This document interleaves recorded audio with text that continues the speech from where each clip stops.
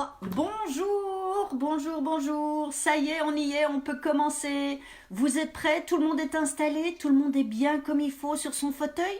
C'est parti mes amis. La petite musique pour ceux qui étaient dans le live et qui ne l'avaient pas encore entendu. Attention.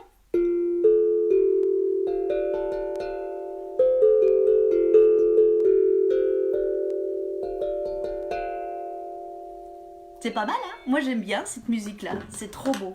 Alors ça y est, on est parti, on va commencer. Eh bien écoutez, vous savez quoi? J'ai une amie qui s'appelle la petite poule rousse et qui aimerait bien faire des gâteaux. Regardez, la petite poule rousse. Oh, vous connaissez cette histoire-là? Moi je la trouve très très chouette. C'est Pierre Delis et Cécile Udrissier qui ont écrit et fait les images de cette belle histoire. Alors, c'est parti. Voici l'histoire d'une petite poule rousse, rousse de plumes, rouge de crête et tendre de cœur. Oh, regardez, elle est là, elle est en train de tricoter cette petite poule. Un jour, la petite poule rousse trouve un peu de blé. Pas assez pour le dépenser, mais suffisamment pour le planter. Ah, du blé à planter. Comme elle n'aime pas travailler seule, ni être la seule à travailler, elle va voir ses 3 amis, pas loin d'ici. Regardez, elle a trouvé le blé et elle va aller demander aux amis pour planter le blé avec elle. Alors, qui sont les amis de la petite poule rousse ? Le canard. Le canard fait la planche. Le chat roupille au soleil. Et le cochon, le cochon, lui, il est assis et il lit dans une flaque de boue. Le cochon dans la flaque de boue. Ils ne sont pas débordés, ils ne font pas grand-chose. Qui veut m'aider à planter ces grains de blé, s'il vous plaît? Demande la petite poule rousse. Pas moi, dit le canard. Je n'ai pas le temps, je m'entraîne, moi. Pas moi, dit le chat. Je n'ai pas le temps, je bosse, moi. Fait le cochon. Pas moi, dit le cochon. Je n'ai pas le temps, je n'ai pas le temps, je me cultive, moi. Regardez un petit peu. Est-ce que vous trouvez qu'ils n'ont pas le temps, ces 3-là, pour aider la poule à mettre ses grains de blé en terre? Que va-t-il se passer? Tant pis, je comprends, répond la petite poule rousse. Je le ferai toute seule. Le temps passe, le temps change. Jour après nuit, soleil après pluie, les grains de blé germent, poussent et mûrissent. Ce matin, c'est le jour de la récolte. Regardez, elle a planté ses grains et elle peut maintenant le récolter. Qu'est-ce qu'elle va faire, la poule rousse? Elle va aller demander à ses amis, bien sûr. Aime le partage de travail et le travail partagé, la petite poule rousse. Alors elle retourne voir les 3 autres. Ils n'ont pas bougé d'une plume, pas bougé d'un poil, pas bougé d'une soie. Et elle leur demande: Qui veut m'aider à moissonner, s'il vous plaît? Quelqu'un d'entre vous pourrait m'aider? Pas moi, dit le canard allongé dans l'eau, pas le temps. Pas moi, dit le chat allongé dans les airs, pas le temps. Pas moi, dit le cochon allongé dans la boue. J'ai pas le temps. Mais regardez-moi ces gros fainéants. Ils n'ont même pas le temps d'aider. Oh là là là là là là. Vous voyez bien les images là? Regardez. Ah, il faut que je montre live aussi. Hop, hop. C'est parce que j'ai 2 caméras, hein, c'est pour ça. Dommage, dit la petite poule rousse. Je comprends. Je le ferai alors toute seule. Et voilà qu'elle coupe, Elle moissonne, elle récolte les épis, elle les met dans un sac qu'il faut maintenant porter au moulin. Mais c'est lourd ce sac qu'il faut porter au moulin. Alors la petite poule rousse se dit qu'elle aime le travail bien fait. Et bien faire son travail en compagnie demande aux trois autres. Et elle retourne voir le cochon, la poule et le canard et le chat. Et elle dit: Qui voudrait m'aider à porter le sac de blé au moulin, s'il vous plaît? Le canard, le chat et le cochon sont toujours plongés dans l'eau, la sieste ou la lecture, et ils lui répondent: Oh, non, pas nous, tu vois bien que nous sommes débordés. Ouais, on est débordés. Débordés. Dit la petite poule rousse, qui commence à en avoir par-dessus la crête de ces trois-là. Hein. Oh là là, ils veulent jamais aider. J'ai compris. Je vais encore le faire toute seule. Elle va au moulin, attend son tour et revient avec son sac plein de farine. Regardez, elle a pris l'âne. Elle est allée voir au moulin et elle retrouve son sac plein de farine. Mais que va-t-elle faire avec cette farine? Elle va voir les trois autres. Je suppose que vous êtes trop débordés, trop préoccupés, trop accaparés pour m'aider moi? Les trois ne répondent même pas. Le cochon continue à lire, le chat à dormir et le canard à plonger. Personne ne répond. Elle rentre chez elle, claque la porte et prépare un gâteau. Oh, rien de tel qu'une petite douceur pour se consoler de la dureté des cœurs. Dans le four, le gâteau cuit. Sur son fauteuil, la petite poule rousse, elle rêve des œufs, des poussins, des petits pois de maïs à picorer. Elle attend surtout que son gâteau soit prêt. Je vous montre les images de plus près. Ça, c'est pour le live. Et ça, c'est pour vous, les enfants. Vous voyez la petite poule rousse comme elle rêve et qu'elle dort dans son fauteuil? Dehors, les trois autres s'arrêtent net. Une odeur délicieuse leur rentre par le trou du bec, du museau et du groin. Comme le parfum du gâteau vient de chez la petite poule rousse, ils décident de lui rendre une petite visite. Cela faisait si longtemps qu'ils ne l'avaient pas vue. Et donc, ils allaient frapper à la porte. Frappent les trois amis.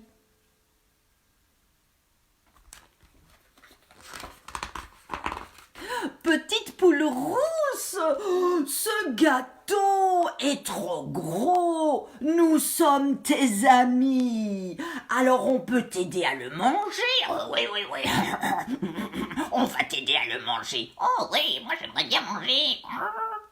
Et le chat, le canard et le cochon rentrent chez la petite poule rousse.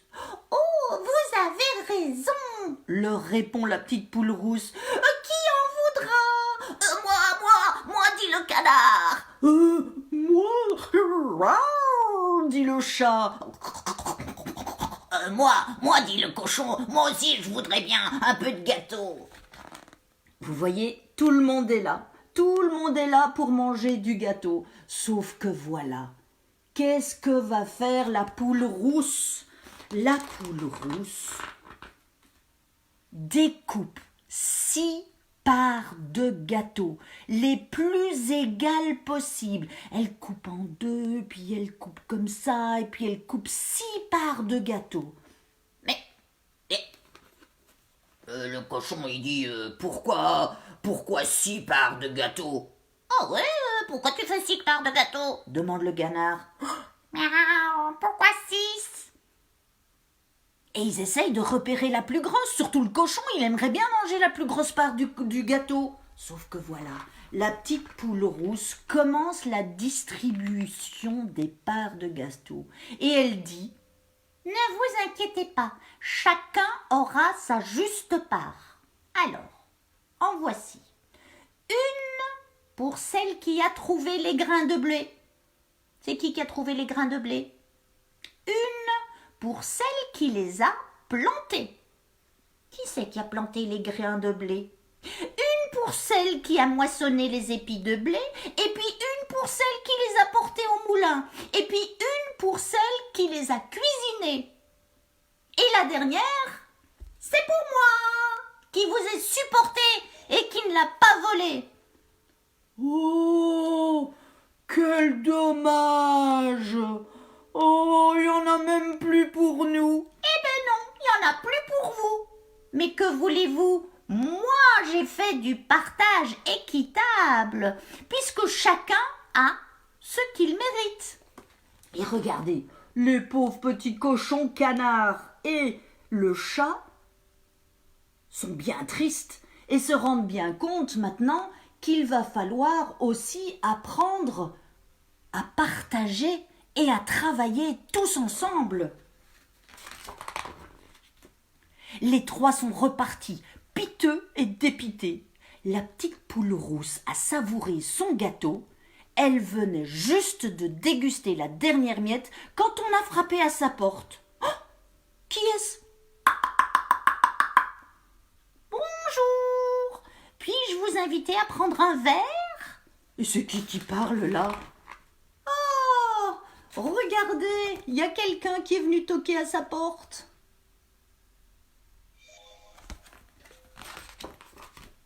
On m'a raconté cette histoire avant, c'est mon tour maintenant, c'est la vôtre dorénavant. Vous allez pouvoir raconter l'histoire de la petite poule rousse. Et voilà, c'est la fin de cette histoire-là déjà. Oh, ça va trop vite, ça va trop vite. J'en ai une autre. Une histoire de sorcière. Ça vous dit les histoires de sorcières? Oh, ouais, les histoires de sorcières. C'est l'histoire de Ah, les bonnes soupes. Claude Boujon. Allons-y, on y va.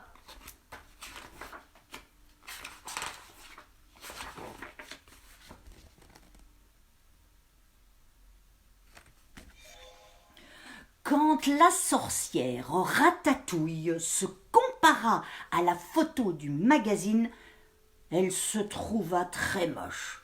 Avec un gros nez, avec des cheveux comme ça, tout à fait, alors elle était pas belle du tout. Oh, je sais ce que je vais faire, je vais me transformer, décida-t-elle. Grâce à mes recettes magiques, je deviendrai plus belle que cette fille de papier. Allons-y, faisons des recettes magiques. Elle relut tous ses recueils de cuisine pour découvrir la préparation nécessaire à son projet. Elle ne trouva rien. Mais il n'y a que des mixtures pour changer des princesses en cornichons ou en crapauds, constata-t-elle. Elle décida donc de créer sa propre recette. Regardez. Vous la voyez là, en train de lire? Hop, pour plus haut. Que va-t-elle donc inventer? Elle fit l'inventaire de ses étagères.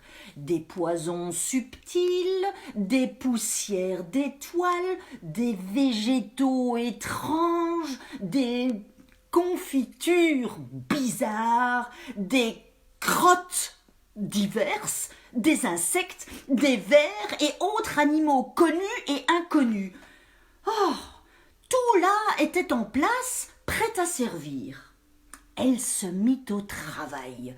La lumière brilla toute la nuit. Une grosse fumée noire sortait de la cheminée et elle travaillait, travaillait, travaillait. Dans le grand chaudron, elle mélangea des pommes de terre, des carottes, des navets, des trucs et des machins. Et puis elle chantonna en remuant la mixture. Bouillonne, bouillonne, bouillonne, bouillonne, petite casserole, ma bonne soupe, pour que tout bientôt dans ma gamelle se trouve ce qui me fera belle, des cheveux jusqu'à la croupe. Je suis pas sûre qu'elle ferait de voice, la sorcière, mais elle chantait quand même pour ses petites casseroles. Et elle continua. Sur le fourneau à gaz, dans une casserole, elle mit des pois, des haricots, des gouttes de ci, des morceaux de ça, puis elle déclama en surveillant la cuisson. Fais mitonner, petite casserole, cette soupe, ce potage, ce mélange et que le diable en rigole, ça me donnera le visage d'un ange. Regardez-la, vous la voyez sur son fourneau à gaz, là? Elle mitonne, elle mijote des petites choses. Dans le four à micro-ondes, oui, la sorcière, elle a un four à micro-ondes. Elle installa sur un plat rond du ci, du ça, du ceci, du cela, des trucs machins, des machins trucs, et encore d'autres choses, plus un oignon. Ah, il ne faut jamais oublier l'oignon. Puis, elle susurra en appuyant sur le bouton « Chère petite machine électrique, à toute vitesse en un tour de main, cuis cette composition unique qui me rendra belle demain. » Va-t-elle réussir? Regardez, vous voyez son four à micro-ondes. Mon Dieu, une sorcière avec un four à micro-ondes, on aura tout vu. Et elle renouvela l'opération comme ça avec d'autres ingrédients. Et quand tout fut cuit et tout fut servi, elle se trouva devant 6 assiettes diversement appétissantes. Je sais pas vous, mais moi je trouve ça horriblement dégueulasse. Regardez-moi ces assiettes. Est-ce que vous les trouvez bonnes, ces assiettes? Est-ce que vous mangeriez ces choses-là? Oh là là là là, ça n'a pas l'air bon du tout, hein. Et en plus, ça pue. Oh là là. Elle se saisit d'une grande cuillère, la plongea dans une des assiettes, ouvrit une énorme bouche et s'arrêta tout net. Oh, et si je me suis trompée? Oh, et si je m'empoisonnais? Oh, prudence, prudence, dit-elle. Regardez. Oh là là là là là là, que va-t-il se passer? Elle posa les assiettes sur un grand plateau et parcourut la maison en criant « Petit, petit, petit, petit, petit, petit, qui veut de la bonne soupe? Dépêchez-vous, il n'y en aura pas pour tout le monde. Pressons, pressons, pressons. Allez, venez, venez, venez. » Regardez. Et vous voyez qui est là? Qui c'est qui est derrière le coin là? Ouh, qui c'est qui va venir manger la bonne soupe? Oh, elle en donna une au chat. Oh, il devint sur le champ électrique. Oh, non, elle en donna une aux chauves-souris et elle perdit le nord immédiatement. Elles étaient toutes. Elles n'ont pas supporté les recettes de la sorcière. Oh là là là là là là là là là là, mais que va-t-il se passer? Elle en donna 2 au crapaud et elles firent dans la minute des bulles multicolores. Oh, elle en donna une aussi à la souris et elle se prit tout de suite pour une vedette de cinéma. Regardez. C'est qui la vedette de cinéma? Vous voyez? Les bulles en couleur et la vedette de cinéma. Ça ressemblerait pas un petit peu à une souris qu'on connaît qui s'appelle Mickey Mouse? Oui, Mickey Mouse. Elle en donna une au hibou à l'extérieur de la maison et le hibou, il se transforma soudain en lampion lumineux. Regardez. Oh, un lampion lumineux. Oh là là là là là là, mais vous avez déjà vu un hibou comme ça? Tout s'annonce à merveille. Se réjouit Ratatouille. Mais pourquoi est-ce qu'elle se réjouit, celle-là? Elle enferma les petits gourmands dans l'armoire. Demain, demain, les soupes auront produit tout leur effet. À mon tour, j'en mangerai. Le cœur léger, elle alla se coucher. Et elle rêva au merveilleux lendemain qui se préparait. Oh, tout le monde la regarderait, on prendrait des photos d'elle, tout le monde serait heureux de la voir et elle heureuse d'être belle. Dès qu'elle fut levée, le lendemain matin, elle alla ouvrir l'armoire. Oh, horreur! Oh non! Oh, j'ai raté mon coup! Regardez la tête de la sorcière. Oh là là là là là là là là! Mais qu'est-ce qui s'est passé? Qu'est-ce qu'elle a trouvé dans les armoires? Qu'est-ce que vous pensez? Oh mon Dieu! Le chat, les chauves-souris, les crapauds, la souris, le hibou s'étaient transformés en autant de copies d'elles-mêmes. Oh non, non, non, non, non, c'est pas possible. Ah, mais que va-t-elle faire? Et cette mini Ratatouille regardait Ratatouille. On a faim! On a faim! Regardez, tous les animaux s'étaient changés en mini Ratatouille. Oh non! On veut de la soupe! On veut de la soupe! Exigèrent-elles en chœur en s'installant autour d'une assiette géante. De la soupe simple et naturelle, précisa l'une. Sans truc ni machin dedans, hein, spécifia une autre. Celle qui fait grandir la bonne soupe avec des légumes, conclut une troisième. Regardez, ils sont tous là, autour de l'assiette en train de manger. Vous voyez? Ratatouille se mit au travail pour nourrir sa nouvelle famille. Adieu, fille de papier, adieu, rêve de beauté. Plus que toute petite sorcière autour d'une table qui mange des légumes. Super! Et voilà, c'est déjà la fin de nos histoires. Oh, mais ça va beaucoup trop vite ce moment-là. Est-ce qu'on revient demain? Tout le monde revient demain? Super! Chouette! Je vous embrasse tous très très fort. Je vous aime de tout cœur. Et vous n'oubliez pas, hein, il faut bien prendre soin de soi. Il faut bien prendre soin de ceux qui nous entourent. On fait dans un mouchoir ou on fait dans son coude et on se lave les mains. D'accord? Et on mange des légumes ou sinon on devient tous des sorcières. Au revoir. À bientôt. À demain.